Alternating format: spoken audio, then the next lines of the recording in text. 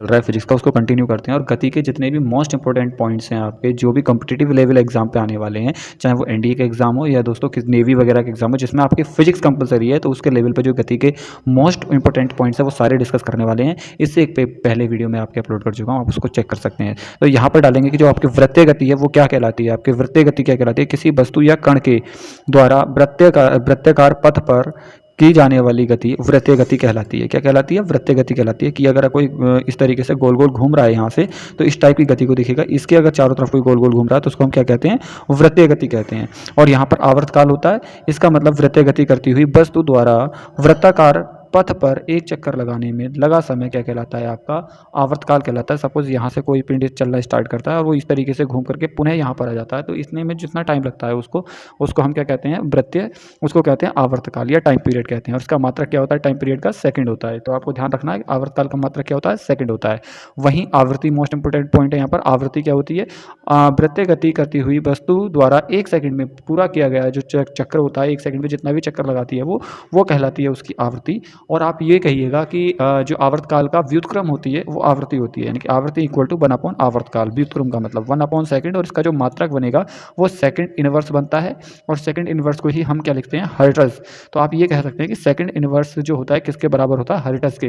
कभी कभी जो क्वेश्चन आपका फंसता है वो ऐसा फंसता है कि सेकंड इनवर्स के समतुल्य मात्रक होगा, तो समतुल्य मात्रक क्या होगा? आपका हर्ट्ज होगा। किसके समतुल्य होगा? सेकंड इनवर्स के।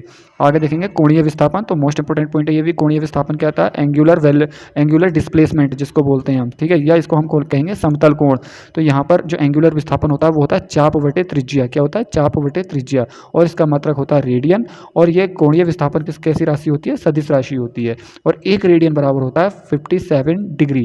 कितना होता है? 57 डिग्री होता है। तो ये सारे मोस्ट इंपोर्टेंट पॉइंट हैं जो किसी भी कॉम्पिटिटिव लेवल के एग्जाम में आने की संभावना पूरी रहती है। हर एक पॉइंट यहाँ पर लिया गया है।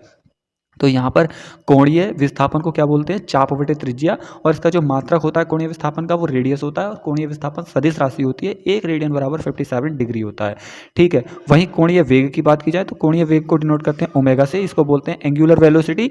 और ये होता है कोणीय विस्थापन बटे समय। क्या होता है? कोणीय विस्थापन बटे समय। और कोणीय विस्थापन का जो मात्रक होता है रेडियन और समय का सेकंड। इस तरीके से ये बनता है आपका थीटा टी इनवर्स, ठीक है। रेडियन पर सेकंड कह सकते हो। और ये भी कैसी राशि है? सदिश राशि है। आपकी जो कोणीय वेग है वो कैसी राशि है? सदिश राशि है। वहीं कोणीय त्वरण की बात की जाए कि कोणीय त्वरण क्या होता है? एंगुलर वेलोसिटी क्या होता है? और ये सारे टर्म्स आते हैं आपके वृत्तीय गति से रिलेटेड है। अगर कोई पिंड वृत्तीय गति करता है तो सारी चीज़ें उसी के साथ जुड़ जाती हैं। कोणीय विस्थापन, कोणीय वेग, ठीक है। फिर यहाँ पर कोणीय त्वरण। तो कोणीय त्वरण क्या होता है? कोणीय वेग परिवर्तन के समय, कोणीय वेग परिवर्तन बटे समय अंतराल। और यहाँ पर होगा डी ओमेगा या ओमेगा अपॉन टी। और ओमेगा अपॉन टी से अगर इसका मात्रक निकालेंगे तो रेडियन पर सेकंड स्क्वायर। क्या इसका मात्रक बनेगा? रेडियन पर सेकंड स्क्वायर। वहीं इसका अगर विमा की बात की जाए तो बीमा होगी इसकी थीटा टी -2, थीटा टी -2। अगर त्वरण की बात की जाए तो त्वरण होता क्या है? वेग परिवर्तन। तो त्वरण धनात्मक, ऋणात्मक और शून्य भी तीनों कंडीशंस में हो सकता है त्वरण। ये बहुत ही मोस्ट इंपॉर्टेंट पॉइंट्स है फ्रेंड्स। इसको आपको ज़्यादातर चीज़ें ध्यान से पढ़नी चाहिए। तो क्या है यहाँ पर?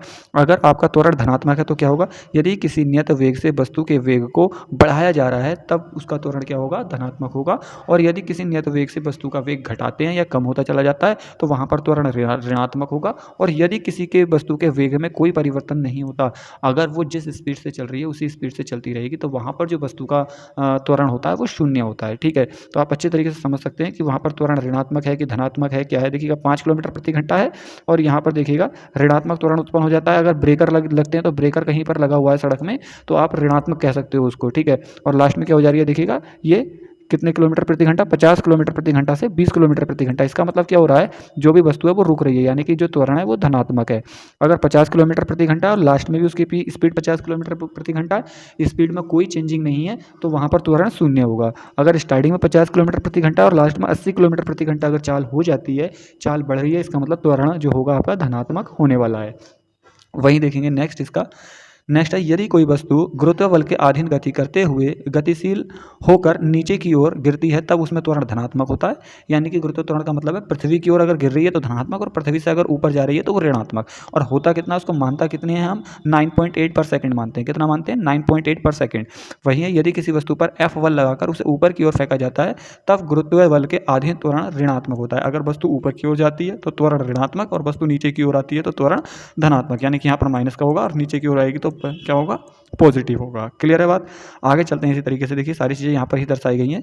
देखिएगा घूर्णन गति, नेक्स्ट क्या पॉइंट है आपका? घूर्णन गति। तो घूर्णन गति क्या होती है? जब किसी वस्तु के द्वारा अपने घूर्णन अक्ष के परितः गति की जाती है तो इस प्रकार की गति को घूर्णन गति कहते हैं। वस्तु घूर्णन गति में, सही है, परंतु घूर्णन गति में वस्तु के कण वृत्तीय पथ पर गति करते हैं, अर्थात वृत्तीय गति करते हैं। अगर कोई वस्तु घूर्णन गति कर रही है यानी कि घूम रही है, अपने ही पथ पे घूम रही है, तो उस घूर्णन गति में भी किस प्रकार की गति होती है? वृत्तीय गति होती है घूर्णन गति में भी। तो फिलहाल इस वीडियो में इतना ही। तो अगर ये छोटी सी वीडियो आपको अच्छी लगी हो, समझ आई हो, तो लाइक कीजिएगा। इसी तरीके की वीडियोज़ के लिए चैनल से जुड़ सकते हैं।